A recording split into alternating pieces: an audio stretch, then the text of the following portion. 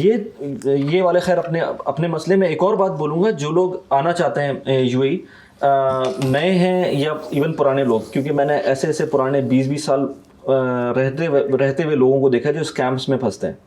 तो make sure करें कि किसी किस्म के स्कैम में ना फंसें। और स्कैम हर तरह के होते हैं, जिसमें starting from immigration, starting from let's say आपको वीज़ा मिलने की बात करें, या लेट्स से आपको कोई जॉब ऑफर करने की बात करें, या इन्वेस्टमेंट्स के स्कैम्स की बात करें, तो यहाँ के न्यूज़पेपर्स भरे हुए होते हैं आपको वार्निंग अवेयर करने के लिए वार्निंग होती है कि भाई देखें सिस्टम तो बहुत अच्छा बना हुआ है, लेकिन अगर सिस्टम को लोग ट्राई कर रहे होते हैं ब्रेक करने की, और वो किसी टाइम पर 1 महीना 2 महीना वो टाइम मिल गया उनको ब्रेक करने का, तो आपका तो काम खराब हो जाएगा। तो मैं ऐसे लोगों को जानता हूँ जो कि 10,000 दिरहम्स 20,000 दिरहम्स भी ज़ाया कर चुके हैं, और ऐसे लोगों को भी जानता हूँ जिनको चीज़ों में जाएगा। अच्छा, होता क्या है कि अभी रिसेंटली मेरे एक फ्रेंड के साथ हुआ था। उन्होंने जो है एक हॉलीडे उसको कहते हैं वेकेशन रेंटल्स, तो उसके अंदर बेसिकली होता क्या है कि आपसे कहते हैं कि 10,000 दिरहम दें, आपकी फैमिली को हम प्रोवाइड करेंगे टिकट्स और वीज़ा, सारी सर्विस प्रोवाइड करेंगे 10,000 दिरहम के अंदर। अगले 3 महीने 1 साल जो भी वो टाइम देते हैं, उस टाइम के दरमियान आपको उस चीज़ को यूटिलाइज कर सकते हैं। अब उसके अंदर खुद सोचना चाहिए कि इस वक्त अगर आप जापान के टिकट्स की बात करेंगे तो 6,000 दिरहम 7,000 दिरहम का एक बंदे का रिटर्न टिकट है। जबकि वो आपको कह रहे हैं कि आप पूरी दुनिया में कहीं भी ट्रैवल करें, 10,000 दिरहम के अंदर आपके पास ये वाउचर है, आप अगले 6 महीने 1 साल के अंदर कभी भी कहीं भी ट्रैवल कर सकते हैं। वो बंदे को जब too good to be true वाली चीज़ नज़र आती है तो फ़ौरन रेड अलार्म्स बज जाने चाहिए, लेकिन बहुत सारे लोग होते हैं वो उस मोमेंट के अंदर चले जाते हैं आगे। तो मेरे एक दोस्त है, वो इस तरह से उस मोमेंट में गए और उन्होंने 10,000 दिरहम नहीं 20,000 दिरहम खर्च किया। अब थोड़ा सा लंबा हो रहा है, लेकिन मैं आपको बताता हूँ हुआ क्या उसके अंदर। उन्होंने क्या किया कि सबसे पहले वो आपको बताते हैं ऑफ़र, तो ऑफ़र अच्छी लगी उनको बोला, उन्होंने 5 फैमिली मेम्बर्स का उन्होंने बोला कि स्पेसिफिक कंट्रीज़ हैं जो कि अच्छे कंट्रीज़ भी थे, एज़ फार एज़ इंडोनेशिया। उन्होंने बोला इस जगह पर आप जा सकते हैं और आपको हम 1 हफ्ते का स्टे देंगे। तो आप सोचें 5 लोगों का स्टे, इंडोनेशिया जाना है, यहाँ से जाना आना, रिटर्न टिकट्स और वहाँ पर होटल स्टे, कैसे हो सकता है 10,000 दिरहम के अंदर। तो उनको खैर लगा अच्छा। उन्होंने बोला नॉट ओनली दैट, आपको हम EMI देंगे, आप 12 महीने में कभी भी यूज़ करें और 12 महीने के अंदर हम आपको EMI बना के दे देंगे। आप कौन सा क्रेडिट कार्ड यूज़ करते हैं? उन्होंने क्रेडिट कार्ड का नाम बताया। उन्होंने बोला हाँ ये तो एलिजिबल है। उन्होंने क्रेडिट कार्ड स्वैप कर दिया। अब स्वैप कर दिया, उसके बाद उनसे बोला कि अब आप कॉल करें क्रेडिट कार्ड कंपनी को, हमारी उनके साथ डील है, आप उनके साथ ये EMI बनवा सकते हैं। अब जब उन्होंने कॉल की तो उन्होंने बोला नहीं हमारा नहीं हो सकता, वो प्रॉब्लम में थोड़ा सा उन्होंने शो किया क्रेडिट कार्ड कंपनी ने कि नहीं आपका EMI नहीं हो सकता। उसी ऑन द स्पॉट उसने बोला, जो सेल्स रिप्रेजेंटेटिव था उस कंपनी का, उसने बोला कि अच्छा एक काम करते हैं, आप इसको तो हम रिफंड कर देंगे इन पैसों को, आप इस वाले कार्ड से भी अप्लाई कर दें, इस वाले कार्ड को स्वैप कर दें। उन्होंने दूसरे कार्ड को स्वैप किया, उसके ऊपर EMI बन गई उनकी, तो उसी वक्त बन गई। तो उसने बोला ठीक है सही है, अब आप जा सकते हैं और you whenever you want you can. अच्छा, उसके बाद उन्होंने मुझसे कॉल पे बताया कि यार इस तरह की कंपनी है मेरी। तो एक तो मुझे बात ही समझ नहीं आई। कहीं तो ऑफिस होगा ना उनका, ऑफिस अपेरेंटली था, लेकिन ऑफिस नहीं गए वो। असल में ये चीज़ें होती हैं मॉल्स वगैरह के अंदर, एक प्रॉपर कंपनी होती है। अब कंपनी होता क्या है कि कभी कभी कंपनीज लाइसेंस लेती हैं, सारा कुछ कर लेती हैं, अब 1 महीने 2 महीने तक वो फ्रॉड करती रहती हैं। ठीक है, उस टाइम में गवर्नमेंट नहीं पकड़ सकती, क्योंकि वो तो फ्रॉड हो रहा है ना, वो फॉरन कर रहे हैं, वो फॉरन स्पीड से करते हैं, स्पीड से कर रहे हैं। एग्जैक्टली, वो करते करते 2 महीने 3 महीने जब बात निकलना शुरू होगी, जो पहला बंदा आएगा कि यार अच्छा हमें वाउचर यूज करना है, हमें जाना है, उस टाइम पे शायद वो 1 बंदे को भेज दें, 2 बंदों को भेज दें। उसके बाद फिर जैसे ज़्यादा, हाँ एग्जैक्टली, फिर वो जब ज़्यादा लोगों के पास जाने लगता होगा, ज़्यादा क्यूरीज आना शुरू हो जाए। अब मैंने इनको बोला कि जाओ इनके ऑफिस और चेक करो, तो वो ऑफिस गया, ऑफिस था, प्रॉपर ऑफिस था। तो उसने बोला यार ऑफिस है, सही है। मैंने कहा अब मैं क्या बोलूँ उसके बाद, क्योंकि देखिए मैं किसी को 21 दिन में पैसा डबल वाला सीन था, उसका भी ऑफिस था। हाँ एग्जैक्टली, उसका भी ऑफिस था। अब मैं ऐसे लोगों को ज़्यादा पुश नहीं, मैं कभी भी किसी को पुश नहीं करता। मुझसे कोई पूछता है, मैं उसको जो मुझे समझ में आता है वो बता देता हूँ। मैं कभी भी बंदे को पुश नहीं करता कि यार तुम करो या नहीं करो, मैं पर्सपेक्टिव दे देता हूँ। क्योंकि बंदा जब किसी जोन में होता है ना, इसी तरह से क्रिप्टो का भी है। कोई मुझसे क्रिप्टो का पूछता है, मैं स्ट्रेट अवे मना कर देता हूँ, लेकिन मैं उसको ये नहीं बोलता कि जना तुम करो या नहीं करो। मैं मना कर देता हूँ कि नहीं करो, अगर करना है तो बहुत थोड़े पैसे डाल के देख लो, प्रॉब्ली नुकसान होगा लेकिन देख लो उसके अंदर।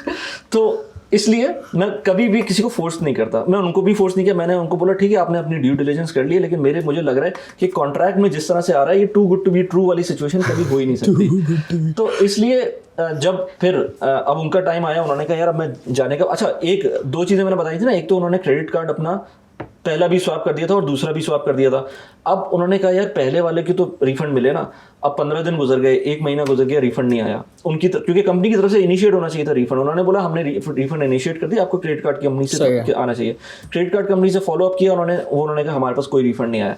ये उनके लिए बेहतरी हुई क्योंकि अदरवाइज वो शायद 6 महीने तक वेट कर लेते।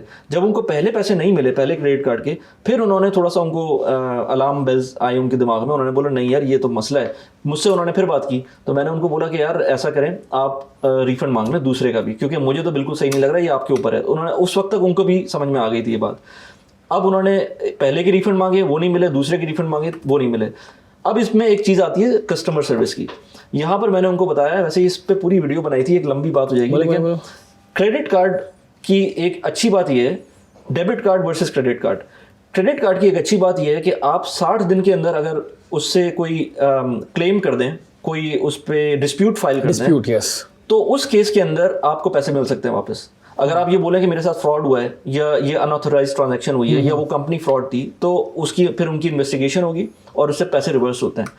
उनको 6 महीने लगे, पहले क्रेडिट कार्ड ने तो उनको दे दिया था 1 महीने के अंदर, दूसरे कार्ड को अभी रिसेंटली 6 महीने बाद उनको मिले हैं, लेकिन मिल जाते हैं। अगर 60 डेज के अंदर आप कर दें ना फाइल, तो आपको पैसे मिल सकते हैं। आप पाकिस्तान में भी ऐसे ही होता होगा, लेकिन पाकिस्तान में क्योंकि बैंक का सिस्टम खुद मेरे पाकिस्तान में नहीं मिले मुझे अनफॉर्चुनेटली। मैं बार्सिलोना में था, मैंने आई थिंक 10-15 दिन के अंदर एक डिस्प्यूट फाइल कर दिया था। मैं बेसिकली बार्सिलोना से वापस आया, वहाँ पर मैंने अपना क्रेडिट कार्ड इस्तेमाल किया था 2-3 जगह पर ना, फैमिली के साथ था मैं। सो मैं जब वापस आया तो मैंने काफ़ी दिनों बाद जो है ना ऊबर से जो है ना, ऊबर नहीं, वहाँ का फूड पांडा था, आई थिंक क्या नाम था उसका, फुटोरा या इस तरह का नाम है, उसका खाने ऑर्डर होने शुरू हो गए।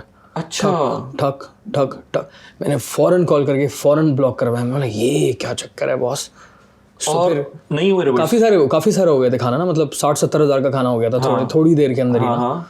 पहले हुआ, अगले दिन होने लगा। मैंने बोला यार ये पता नहीं, हो सकता है पुराना बिल आया हो, पता नहीं क्या हो, आई डोंट नो। ज़्यादा नोटिस नहीं किया क्योंकि 20 यूरो इस तरह से चल रहा था। लेकिन उसके बाद तो मैं डर गया, माला ये तो बहुत बुरा सीन है भाई। तो नहीं रिवर्स हुए वो? नहीं, डिस्प्यूट में डाले लेकिन वो पैसे नहीं आए। अच्छा, दिस इज स्ट्रेंज। मतलब यहाँ पर मैंने एक और केस बताता हूँ। मेरे एक दोस्त है, उनके पास ये आईपैड था, आईपैड अपने बच्चों को दिया हुआ था और उस पर क्रेडिट कार्ड उन्होंने डाला हुआ था। अब बच्चे जो है वो आई थिंक फोर्टनाइट था या कोई और गेम था जो खेल रहे थे, और उस पर वो जो उस पैसों से ख़रीद रहे होते हैं ना चीज़ें, उसके अंदर वो खरीद रहे थे। वो भी सो रहे होते हैं ना लोग, बहुत सारे के पैसे कट रहे हैं क्रेडिट कार्ड से, पता नहीं होता लोगों को। तो उनके पास एक दिन उनको लगा कि यार नहीं, मैसेजेस आ रहे हैं, ये कुछ पैसे कट रहे हैं, कभी $5 कभी $10। उन्होंने जब देखा हिस्ट्री तो उनके तकरीबन मेरे ख्याल से कोई $400-500 कट चुके थे। और ये इस चीज़, अब जाहिर सी बात है गेम जब आप खेलते हैं और गेम में कोई चीज़ बाय करते हैं तो वो तो फ़ौरन ही कंज्यूम हो जाती है, तो गेम कंपनी तो बोलेगी आपने यूज़ कर लिया। एप्पल के साथ उन्होंने डिस्प्यूट फाइल किया, एप्पल ने कुछ पार्ट उनका रिफंड किया, लेकिन वो जो पीछे वाला था वो नहीं किया। तो फिर उन्होंने क्रेडिट कार्ड कंपनी से बात की। क्रेडिट कार्ड कंपनी ने कहा कि अच्छा हम देखते हैं, लेकिन इवेंचुअली जो एप्पल ने डिसीजन लिया था वही उस पर आए, क्योंकि वो काम ऐसा था ना कि वो आपकी अपनी गलती थी। ये ऐसा वो नहीं था डिस्प्यूट। अगर ऐसा होता कि लेट से, जैसे मेरे साथ हुआ था एक दफ़ा कि मैंने एक सब्सक्रिप्शन ली हुई थी, लेकिन मुझे लेनी नहीं थी, वो मैंने सिर्फ टेस्ट के लिए ली थी, और वो एक दिन बाद उस पर चार्ज हो गया वो। तो मैंने इमीडिएटली उसको बात की, एप्पल से बात की, और उन्होंने मुझे रिवर्ट कर दिया था। क्रेडिट कार्ड कंपनीज आपको ऑफर देती हैं, लीवे देती हैं थोड़ा सा, लेकिन ये आपके ऊपर है कि आप कितना जल्दी उसके ऊपर आते हैं, और आपको पता भी तो होना चाहिए ना, बहुत सारे लोगों को नहीं पता होता। सही बात है। और इस तरह के बहुत सारे स्कैम्स, ये तो क्रेडिट कार्ड की एक बात होगी, लेकिन स्कैम्स में आए तो जॉब्स के लिए स्कैम होता है। लोगों को ऑफर लेटर मिलता है, बोलते हैं कि भाई 500 दिरहम ट्रांसफर करें और आपको मिल जाएगा। अभी मेरे साथ एक ये बात मैंने सुनी हुई थी कि एक SMS आता है आपको एमिरेट्स पोस्ट से, और Emirates post basically Pakistan postal service जैसी चीज़ है यहाँ पर। उससे आपको SMS आता है कि भाई आपका जो है ना एक पार्सल है, उसके आपके 17 दिरहम का टैक्स है, वो आप पे करें इस लिंक के ऊपर और आपका वो पार्सल मिल जाएगा। होता क्या है कि जब से वैट लगा है तो वैट के ऊपर जो है वो टैक्स, जो भी पार्सल बाहर से आ रहा है उसके ऊपर, या जो भी ऐसी चीज़ आ रही है जो कंज्यूमेबल है उसके ऊपर टैक्स लगता है 5% का, डिपेंडिंग ऑन आपकी क्या वैल्यूएशन है उसकी। तो उसके ऊपर वो टैक्स लगता है और आप फिर उसको अपना पार्सल ले सकते हैं। तो नॉर्मली ये है इस तरह से, तो लोगों को पता है कि आपको पे तो करना होगा। लेकिन वो जब SMS देखा तो वो SMS जो है ना वो एमिरेट्स पोस्ट का था, तो लग वही रहा था कि एमिरेट्स पोस्ट का है। आप क्लिक करते हैं तो एमिरेट्स पोस्ट जैसी वेबसाइट आपको नजर आती है, लेकिन एक्चुअल में वो नहीं होती है। तो वो अगर आपके अंदर थोड़ा सा दिमाग नहीं है तो फिर आप ऑटोमेटिकली उसमें स्कैम में फंसेंगे, और उसमें बहुत सारे लोग फंसे। होता क्या है, 17 दिरहम तो कुछ ज़्यादा बड़ी अमाउंट नहीं है ना, लोग पे कर देते हैं। और उसमें 17 दिरहम की जगह वो कभी 17 दिरहम भी कट सकते हैं, 700 दिरहम भी कट सकते हैं, क्योंकि आप जब इतने सोए हुए होंगे कि आप ऐसी किसी जगह पर अपना क्रेडिट कार्ड यूज़ कर लेंगे तो वो कुछ भी फिर पैसे काट सकते हैं। इसी तरह से अगर स्कैम्स की बात करें तो एक और स्कैम आपके फेसबुक पेज पर ही हुआ था मेरे साथ। मतलब मेरे साथ तो नहीं हुआ था, आपने भी कोई उसमें पार्ट नहीं प्ले किया था। लास्ट पॉडकास्ट जो हमारी हुई थी उस पर किसी ने कमेंट अभी रिसेंटली किया था कि यार this guy is a fraud. अब मेरे लिए वो बहुत एक अजीब सी बात थी कि बंदा क्यों लिख रहा है वो। तो जब मैंने थोड़ा सा उस बंदे से पूछा कि भाई चक्कर क्या है, तो कहता है भाई आपने मुझसे $500 मांगे थे और आप कह रहे थे $5000 हो जाएंगे। तो मैंने कहा इसने दे दिए थे पैसे? होपफुली नहीं दिए होंगे, नहीं दिए थे मेरे ख्याल से। मैंने क्योंकि अपने सारे सोशल मीडिया प्रोफाइल्स पे एक पिन पोस्ट लगाई हुई है, चाहे वो टिकटॉक हो चाहे इंस्टाग्राम हो, कि भाई मेरी ये प्रोफाइल है, ये मेरा ईमेल एड्रेस है और ये मेरा आईडी है। अगर इसके अंदर कोई अंडरस्कोर या डैश या लेट्स से आई कोई एक्स्ट्रा लगाता है तो मेरी जिम्मेदारी नहीं है, वो आपकी जिम्मेदारी है कि आप उसको ड्यू डिलिजेंस करें, क्योंकि मेरे क्लोनिंग बहुत हो चुकी है और जिस टॉपिक पे मैं बात करता हूँ उसमें फिर लोग जो है ना समझते हैं कि शायद ये बात सही हो रही हो। तो स्कैमिंग हर जगह होती है, सिर्फ यूएई में नहीं होती, हर जगह पूरी दुनिया में होती है। तो इसलिए स्कैमिंग से लाजमी हमको बचना चाहिए।